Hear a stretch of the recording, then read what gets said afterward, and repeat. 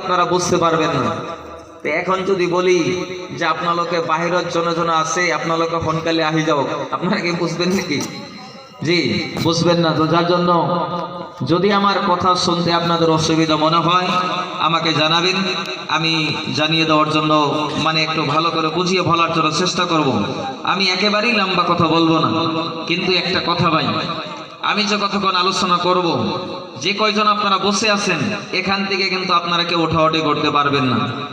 যদি পেশাব লাগে তাও ওঠা যাবে না, মানে যা হয় প্যান্ডেলে হবে, বুঝতে পারছেন তো? মানে পুরুষ ভাইদের বলছি, আপনারা উঠতে পারবেন না, কিন্তু আপনারা একদম ক্লিয়ারলি বসে থাকতে হবে। আল্লাহ পাক সবাইকে যেন আজকের এই মজলিসে আসার এবং বসার সুযোগ করে দিয়েছেন।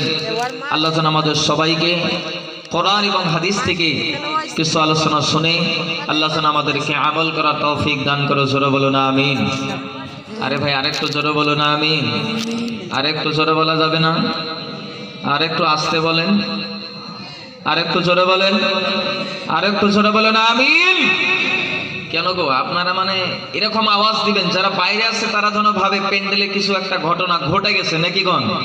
জি জি ইনশাল্লাহ। তো আল্লাহ পাক সবাইকে কবুল করুন। আল্লাহ এই মজলিসকে আমাদের জিন্দেগির হেদায়েতের জরিয়া বানান। আমরা আরেকবার বলি আমিন। আলহামদুলিল্লাহ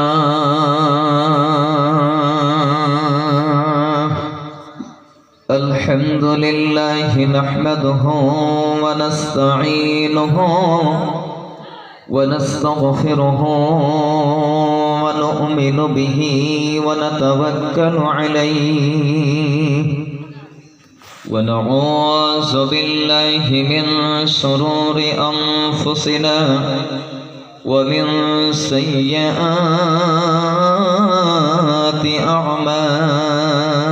أعمالنا من يهده الله فلا مضل له ومن يضلله فلا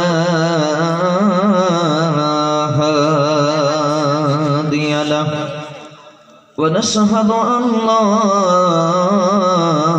إله إلا الله وحده لا شريك له ونشهد أن محمدا عبده ورسوله أما بعد فأعوذ بالله من الشيطان الرجيم بسم الله الرحمن الرحيم يا أيها الذين آمنوا اتقوا الله وكونوا مع الصادقين